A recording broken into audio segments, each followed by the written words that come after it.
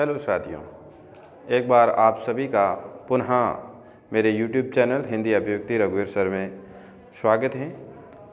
हम पिछले वीडियो में पढ़ चुके थे स्वर और स्वरों को हम कंप्लीट कर चुके थे और अब आगे मैंने उस वीडियो के अंत में ये कहा था कि भाषा की इकाइयाँ क्या है और इसका किस प्रकार प्रयोग किया जाता है या कौन सी बड़ी है कौन सी छोटी है, तो वो हम पढ़ेंगे। अभी देख लेते हैं भाषा की इकाइयाँ। ध्यान रखना, इकाइयाँ यहाँ पर तो लगेगा जहाँ भी वहाँ दीर्घ स्वर छोटा स्वर हो जाता है या ह्रस्व स्वर में बदल जाता है। जैसे कि इकाई हम लिखेंगे, जैसे ये है इकाई। इकाई को लिखने का तरीका ई बड़ी रहेगी, दीर्घ ई रहेगी। जब यहाँ लगेगा तो क्या करेंगे, इस दीर्घ को छोटा कर देंगे। तो भाषा की इकाइयाँ कई प्रकार से हैं, जैसे देखो। और ये ध्यान रखना, अभी जो रीट की घोषणा की गई है 25 अप्रैल को, उसमें इनसे संबंधित प्रश्न आएगा। अब जैसे देखो, उच्चारण की दृष्टि से भाषा की सबसे छोटी इकाई। उच्चारण करेंगे ना हम, जब बोलेंगे कुछ तो उसकी सबसे छोटी इकाई क्या होगी? ध्वनि होगी। ध्वनि से छोटा कुछ नहीं है उच्चारण की दृष्टि से। ध्यान रखना, प्रश्न सीधा आता है, इसको आप पी लो, बस रट लो सीधा। कैसे पूछेगा एग्जामिनर, कैसे भी पूछे, लेकिन हमको क्या है, अपने बातों पर अडिग रहना है कि हमने वो पढ़ा है, मतलब उच्चारण की दृष्टि से कैसे होगा ध्वनि। तो सीधी सी बात है, इसमें कुछ ज़्यादा समझने वाली बात नहीं है कि कैसे हैं क्या है, ठीक है। और लेखन या लिपि की दृष्टि से, अब लिखेंगे कैसे आप? लिपि संकेत किसको कहते हैं? वर्णों को कहते हैं। अब जब हम लिखने की दृष्टि से देखेंगे तो वर्ण होगा। जैसे अ है तो इससे छोटा क्या हो सकता है? जैसे क है, अब इससे छोटा कुछ है ही नहीं, तो ये वर्ण है और हम इसको लिख रहे हैं। इससे छोटे तो अब है ही कुछ नहीं अपने हिंदी में शुरुआत ही वर्णों से होती है। तो लिखने की दृष्टि से सबसे छोटी इकाई वर्ण। ध्यान रख लेना, आप अपने नोट्स बनाते रहें साथ साथ में। बिल्कुल छोटे रूप में हम पढ़ेंगे, परिभाषाओं की उलझन में नहीं पढ़ेंगे, क्योंकि परिभाषाएं बहुत दे रखी है लेकिन वहाँ से सवाल सही नहीं होते हैं। अब शब्द रचना, शब्दों की रचना करेंगे तो भी उसके लिए सबसे छोटी इकाई है वो वर्ण ही रहेगी। जैसे हमने लिखा राम शब्द लिखा तो क्या हुआ? राम में र है और अगर इसको हलंत करें तो आ निकल जाएगा। ये अक्षरी खंड कहलाता है। इस प्रकार अलग करते हैं। ये वर्ण है और ये भी वर्ण है। जब दोनों मिलते हैं तो किसी शब्द का निर्माण होता है। तो शब्द रचना की दृष्टि से भी छोटा वर्ण है। प्रश्न कैसे भी पूछ सकता है, उच्चारण की दृष्टि से सबसे छोटी ध्वनि, और लेखन लिपि की दृष्टि से वर्ण, शब्द रचना की दृष्टि से वर्ण, ध्वनि समूह के उच्चारण की दृष्टि से ध्वनियों का समूह शब्द कहलाता है। और उसका उच्चारण करेंगे तो भी क्या आएगा? अक्षर ही आएगा, ठीक है, अक्षर या वर्ण। अब बात यहाँ आती है, ये महत्वपूर्ण है, ठीक है ना। ये महत्वपूर्ण कैसे हो जाता है? सार्थक, सधन अर्थ। सधन अर्थ का मतलब होता है कि अर्थ सहित। अब वर्ण का तो कोई अर्थ रहता नहीं है। एक सिर्फ हम वर्ण लिख दें तो उसका कोई अर्थ नहीं रहेगा, वो कोई अपने आप में इष्ट अर्थ नहीं दे सकता। तब इष्ट अर्थ देता है वो शब्द देता है। शब्दों का निर्माण वर्णों से होता है। जैसे हमने ये लिखा कि र धन आ, तो रा। अब इसी प्रकार पीछे म आया है तो राम, ये एक शब्द हो गया। राम किसी व्यक्ति का नाम है, तो ये अपने आप में एक इष्ट अर्थ देने शुरू हो जाता है। तो हम देखेंगे कि सार्थक अर्थ की दृष्टि से अर्थ जिसमें सम्मिलित रहे वो इकाई है, वो है शब्द। तो ध्यान रखें, तो छोटी छोटी बातें हैं। और इसी प्रकार व्याकरणिक पूर्णता की दृष्टि से, ये मैंने सबसे पहला वीडियो था या दूसरा वीडियो था, उसमें मैंने ये बताया था कि एक क्रम रहता है। जैसे सबसे पहले वर्ण, फिर आता है शब्द, और शब्दों को जब वाक्य में प्रयोग करेंगे तो वही पद कहलाते हैं। शब्द, वर्ण, शब्द या पद, उसके बाद आ जाता वाक्य, और वाक्य के बाद होता है भाषा।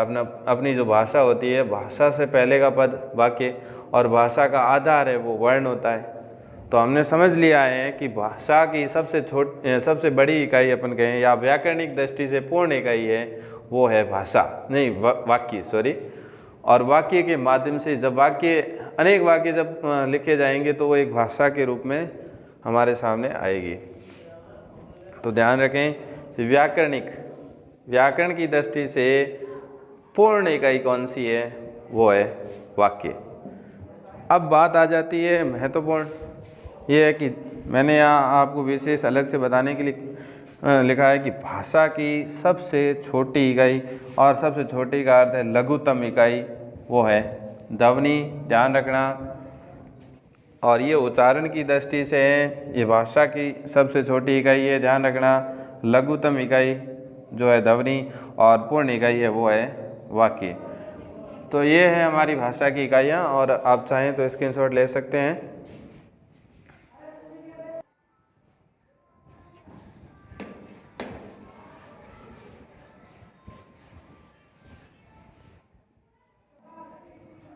हाँ साथियों, तो अब हम अगला पढ़ेंगे व्यंजन। व्यंजन क्या है? हमने स्वर पढ़ लिए थे, स्वरों की संख्या भी मैंने बता दी थी 11, और उसका 5 प्रकार से वर्गीकरण भी बताया। कि उसमें एक बताया था कि राहु जी मुँह करके, तो रचना के आधार पर, उच्चारण के आधार पर, जिह्वा के आधार पर, इस प्रकार मैंने आपको बताया था। मुँह के आधार पर, होठ के आधार पर, ये सारे प्रकार बताए थे। अब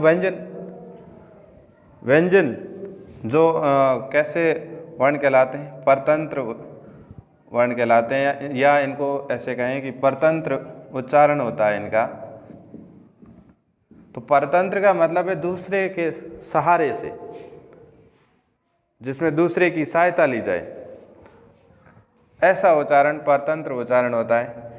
तो अब इसको यहाँ इस ढंग से भी लिख सकते हैं कि स्वरों की सहायता से बोले जाने वाले वर्ण, स्वरों की सहायता से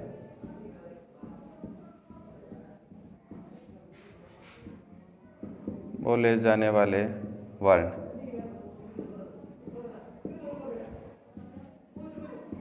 क्या कहलाते हैं? व्यंजन कहलाते हैं। अब व्यंजनों की संख्या बात आ जाती है। अब देखो कैसे बात आगे आती है कि व्यंजन को हम किस प्रकार से बोलते कैसे हैं। जैसे कि व्यंजन, शुद्ध व्यंजन की बात करें कि शुद्ध व्यंजन की स्थिति क्या रहती है। शुद्ध व्यंजन रहता है कोई भी, जैसे पहला अपन ले लें क, तो क शुद्ध व्यंजन रहता है, वो है हलंत में रहता है। हलंत चिन्ह उसके नीचे लगता है, या हलंत चिन्ह उसे दर्शाता है जो वर्ण आधा रहता है। आधा वर्ण, कोई भी वर्ण है जो आधा वर्ण हो, उसके नीचे या तो हम हलंत लगा दें या फिर उसको काट दें आधा। जैसे कि जो भी खड़ी पाई वाले वर्ण हैं उनको हम अगर आधा करें या उनको हलंत चिन्ह के वगैरह उसके अलावा करें, तो हम इसको हटाते ही हम क्या कर देंगे, जब खड़ी पाई हटी तो ये व्यंजन बन गया है। ये आधा व्यंजन, मतलब ये आधा वर्ण है। आधा वर्ण का मतलब है इसके अंदर स्वर नहीं मिला हुआ है। अब इसको हम बोल नहीं सकते। अगर बोलना ही है तो हम क्या करेंगे, इसके अंदर स्वर मिलाएंगे। स्वर के बिना इनका उच्चारण नहीं होता। तो इस बात को थोड़ा ध्यान रखें। बिल्कुल पृष्ठभूमि वाली बात है कि जब हम ऐसी बातें सीखेंगे तब हम आगे की सारी बातें, जैसे संधि है, उपसर्ग है, प्रत्यय हैं, ये सारी बातें हम कर पाएंगे। अब बात आ जाती है कि संख्या कितनी होती है व्यंजनों की, कितनी होती है संख्या। मूल रूप से देखें तो 33 व्यंजन होते हैं। 33 व्यंजन,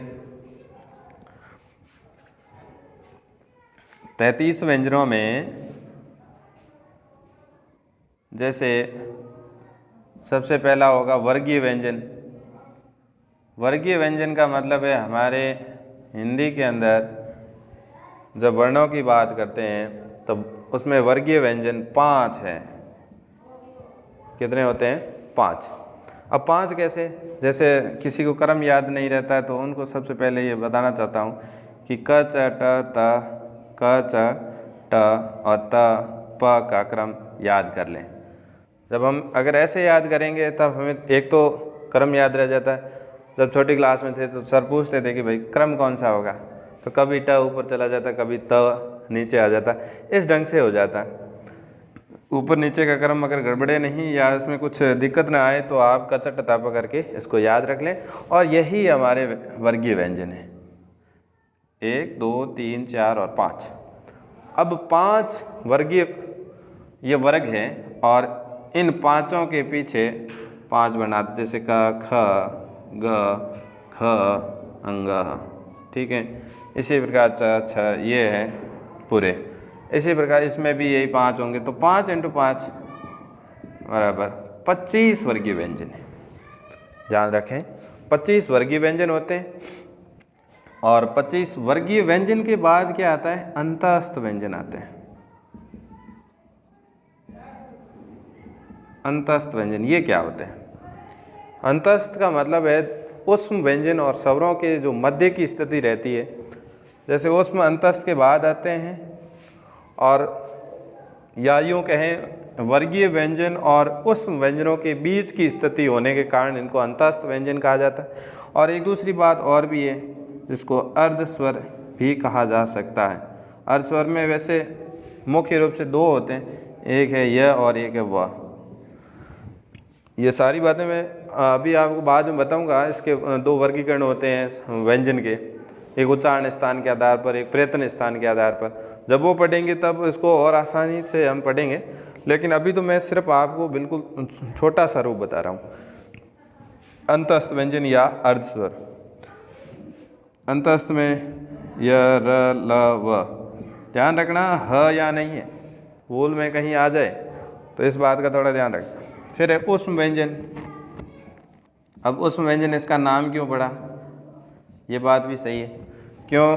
और ऊष्म व्यंजन में कितने वर्ण आते हैं? 4 आते हैं, श स ह, ये 4 होते हैं उस व्यंजन में।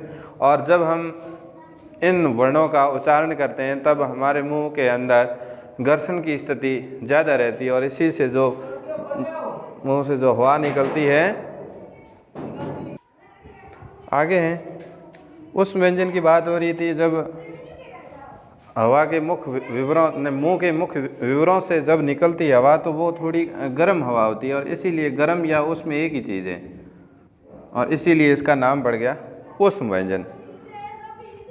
तो ये सारी चीज़ें हैं। जैसे पहले 25 व्यंजन जिनको स्पर्शी व्यंजन भी कहा जाता है, फिर आ जाते हैं अंतःस्थ, 25 4 29 प्लस 4 आ जाते हैं ऊष्म व्यंजन। तो टोटली वर्ण हो गए, अपने व्यंजन हो गए 33। तो अब हम आगे जो पढ़ेंगे वो है इनका वर्गीकरण, जो 2 प्रकार से होता है वर्गीकरण, एक उच्चारण स्थान के आधार पर और दूसरा है प्रयत्न स्थान के आधार पर।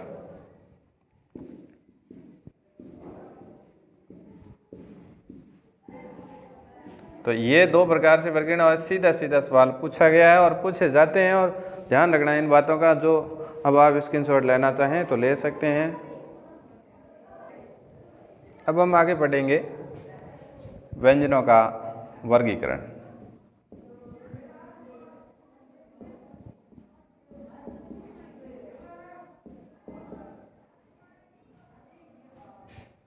व्यंजनों का वर्गीकरण मुख्यतः 2 प्रकार से किया जाता है। 2 प्रकार से इनका वर्गीकरण होता है, जिसमें पहला वर्गीकरण है वो है उच्चारण की दृष्टि से।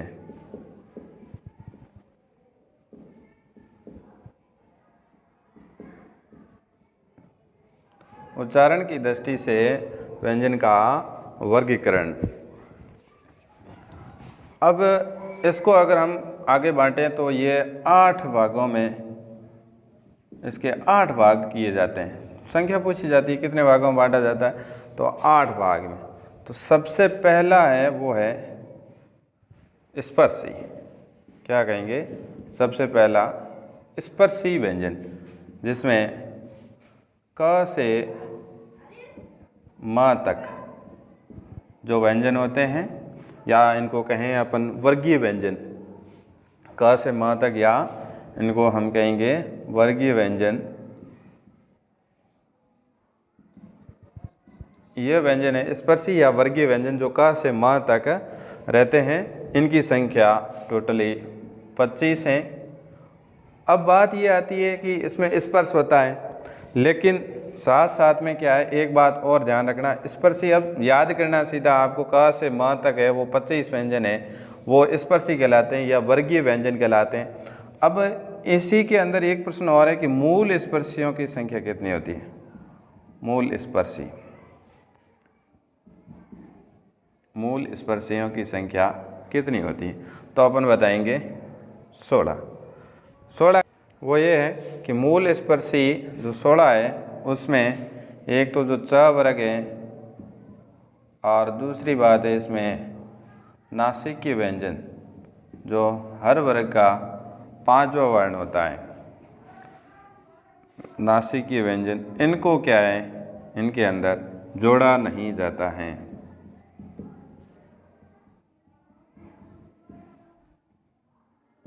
नहीं जाता है, तो ये है मूल स्पर्शी। मूल स्पर्शी की संख्या पूछे तो 16। अब 16 कैसे, जिसमें आपको कोई भी वर्ण पूछे, एक तो च वर्ग का दे सकता है वो, और बाकी 3 अलग देंगे, तो इस ढंग से इसका निकल जाएगा। च वर्ग और नासिकीय व्यंजन जैसे क का जो अंतिम है क वर्ग का वो अंग है, इसके इसी प्रकार य है, अण है, न है और ये म, तो इनको क्या है मूल स्पर्शी में नहीं माना जाता। तो स्पर्शी का पूछे तब तो 25, अगर मूल स्पर्शी संख्या अलग से पूछे आपको तो 16। कौन कौन से नहीं है उन बातों को ध्यान रखें, और बाकी वाले सारे, मतलब है मूल स्पर्शी, ये स्पर्शी में से ही मूल स्पर्शी निकाले गए हैं।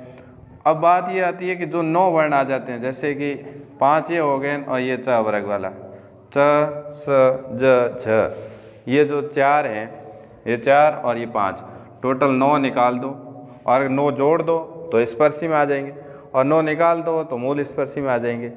इसी प्रकार अगला है संघर्षी।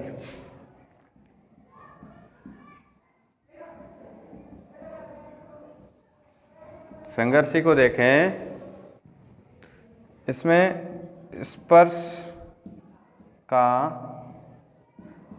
समय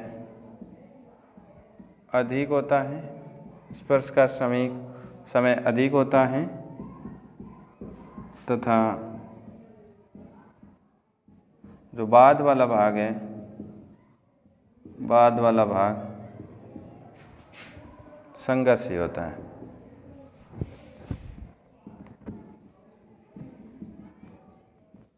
बाद वाला भाग संघर्षी होता है।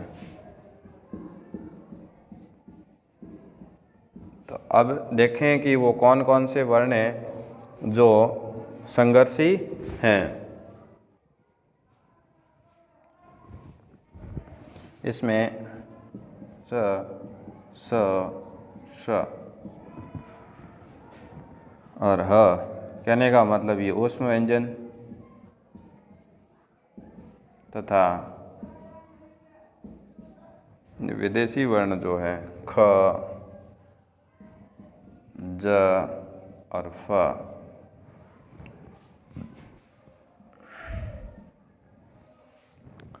ये वर्ण है वो संघर्षी कहलाएंगे। ध्यान रखना, संघर्षी स्पर्श का समय, ये बात ध्यान रखना, स्पर्श का समय अधिक होता है। और ये वाली बात भी महत्वपूर्ण है कि जो पूछेंगे कि कौन से उच्चारण की दृष्टि से कौन से प्रकार में बाद वाला भाग संघर्षी हो जाता है, तो याद रखें कौन सा, संघर्षी। संघर्षी में इसमें संघर्ष बहुत ज़्यादा करना पड़ता है। क्यों, हमने ये भी सुना है कि जब संघर्ष करते हैं तब हवा गर्म निकलेगी, और गर्म हवा निकलेगी तो वो कैसे व्यंजन कहलाएंगे, ऊष्म व्यंजन। तो ऊष्म व्यंजन को संघर्षी के अंदर रखा गया। अगला है स्पर्श संघर्षी।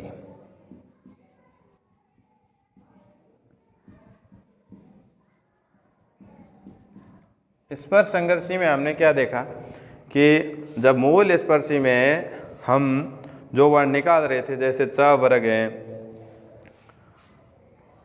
तो च वर्ग हमने निकाला है इसमें बार, तो च वर्ग कहाँ आएगा, निकालोगे तो कहीं तो रखोगे, इसमें स्पर्श संघर्षी में हम इसको रख देंगे च वर्ग पूरा। च वर्ग मतलब अर्थात च, छ, ज और छ, ये आते हैं स्पर्श संघर्षहीन। और अगला होगा इसमें नासिकीय वर्ण। नासिकीय का अलग से मैंने वर्गीकरण की, जो नाक से वर्ण बोले जाते हैं वो नासिकीय कहलाते हैं। हर वर्ग का पंचम वर्ण नासिकीय कहलाता है। ये बात हो गई।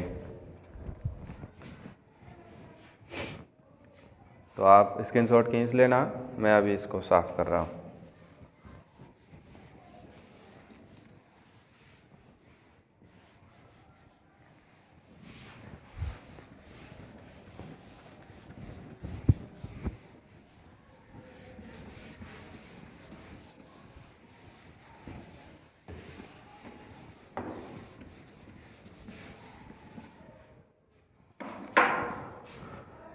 अगला आएगा पांचवा, जो है पार्श्विक। पार्श्विक व्यंजन का मतलब क्या होता है? जीभ के दोनों किनारों से जब ल वर्ण को बोलेंगे तब हवा पास से, जो पार्श्व यानी किनारे, किनारों से जब हवा निकलती है तब वो उस व्यंजन को हम पार्श्विक व्यंजन कहेंगे। जैसे यह ल, किनारों से हवा निकलना, जीभ के किनारों से हवा निकलना।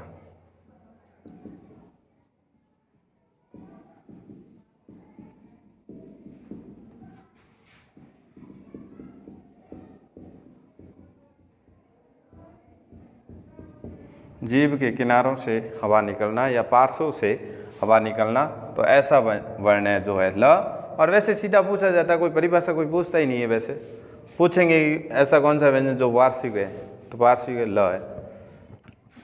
नंबर 6 है जो है प्रकंपित। प्रकंपित, जिसमें जीभ ऊपर कठोर तालु के टकराने के बाद जब झटके से नीचे आती है तो उसमें क्या है, 2-3 बार कंपन होता है। तो ऐसा व्यंजन है वो है र। कंपन, जीभ का कंपन करना। जीभ जब कंपन करती है तब र का उच्चारण होता है। वैसे भी आप ध्यान थोड़ा अपने आप को प्रैक्टिकली इस पर आप करें कि भाई कैसे बोला जाता है, तो आप अपने आप याद हो जाएगा। फिर अगला है उत्क्षिप्त।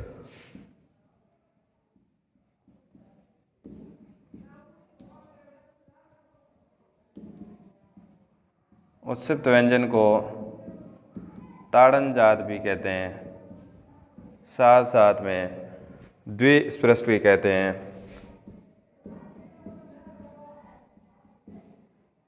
तो ये नाम थोड़े याद रखना। उत्क्षिप्त तो सब जगह है, लेकिन ताड़न जात और द्विस्पृष्ट ये बहुत कम जगह हमको मिलेंगे। तो ये जो वर्ण है वो है, ध्यान रखना, ये जो अनुस्वार के या इस जो बिंदु है वो नीचे की ओर लगेगा और इसमें भी नीचे की ओर। अब ये ऐसे वर्ण हैं जिनसे शब्द की शुरुआत नहीं होती, शब्द की शुरुआत नहीं होती, इनसे किसी भी शब्द की शुरुआत नहीं होती। बीच में आ सकते हैं लेकिन इससे शब्द की शुरुआत हम नहीं कर सकते। आप स्क्रीनशॉट ले लें थोड़ा। और अगला है वो है 8 नंबर, जिसको हम कहेंगे संघर्षहीन या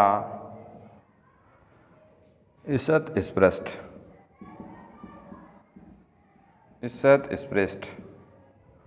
अब इसका क्या, संघर्षहीन के या तो ऐसे वर्ण जिसको बोलने पर क्या है कि बिल्कुल भी संघर्ष ना हो, मुख विवरों से हवा बिल्कुल एकदम आराम से निकल जाए, थोड़ा बहुत संघर्ष होता है तो ईषत् का मतलब ही थोड़ा ही होता है, स्पृष्ट का मतलब स्पर्श। जब थोड़ा संघर्ष हो तो ऐसे वर्ण 2 है, वो है व्यंजन 2 है, वो है य और व, और इन्हीं को हम अर्ध स्वर की संज्ञा दे सकते हैं। इन्हीं को हम अर्ध स्वर कह सकते हैं। स्वरों में बिल्कुल भी स्पर्श नहीं होता है और इनमें थोड़ा बहुत स्पर्श होता है, इसलिए अर्ध स्वर कहलाते हैं। तो ये भाग रहे हैं हम इसको, ये जो 8 भागों में बांटा हमने, उच्चारण की दृष्टि से, जिसमें पहले हमने पढ़ लिया था ये 5, 6, 7, 8, तो मुझे ऐसा लगता है कि आपको शायद ही इसमें कोई समस्या हो। और वैसे भी बिल्कुल सीधे सवाल पूछते हैं और हम बिल्कुल गलत करके आ जाते हैं। पढ़ने का तरीका सही रखें, बाकी अपने आप खुद को सेल्फ मोटिवेट करते रहें।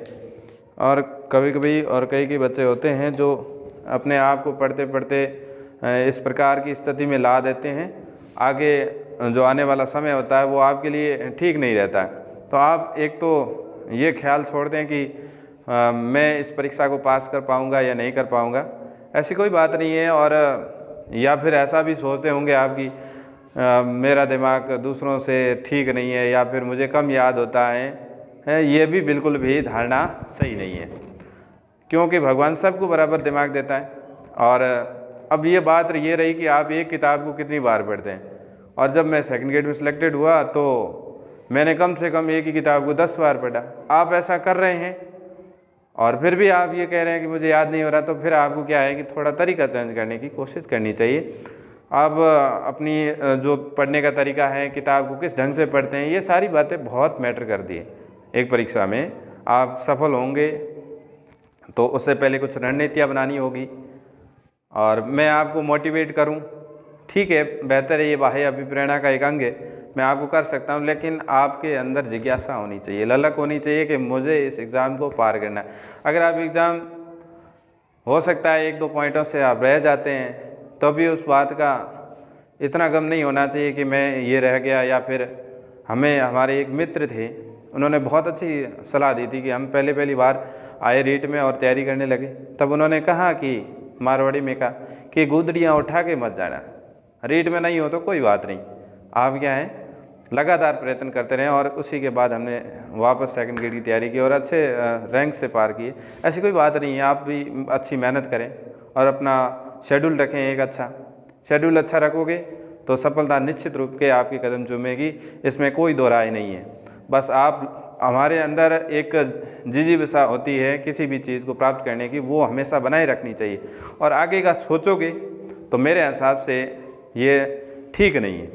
और वैसे भी अगर नेगेटिविटी आए तो उसको आप एक इस ढंग से उससे अलग हो जाओ कि जैसे मैं मेरे खुद को अलग करता था कि आगे क्या होगा अगर मैं सिलेक्टेड नहीं होता, तो उसी समय उस ख्याल को मैं कि जो होगा सो देखा जाएगा, जो होगा सो देखा जाएगा, इसी विचार को आप बार बार रटें और यही मन में रखें कि जो होगा सो देखा जाएगा। फिर हमारा तो काम है हमारी मेहनत, और वो मेहनत करेंगे तो आपको निश्चित रूप से सफलता मिलेगी। कोई इतना कुछ है नहीं कि हम विफल हो जाएंगे। तरीका और निश्चित समय के आधार पर आप ये कार्य करें तो आपको सफलता आसानी से मिलेगी। और अगला हम जो वीडियो है वो आगे जब भी समय मिला तो आपकी ज़रूर सहायता करूंगा। आप अभी जो व्यंजनों का वर्गीकरण हुआ है उसको आप पढ़ें, और कोई भी चीज़ आपको समझ नहीं आई है तो आप कमेंट बॉक्स में अपनी टिप्पणियाँ लिखें। आपका बहुत बहुत आभारी हूँ, आपकी सेवा करने का मौका मिल रहा है। बहुत बहुत धन्यवाद आप सभी को।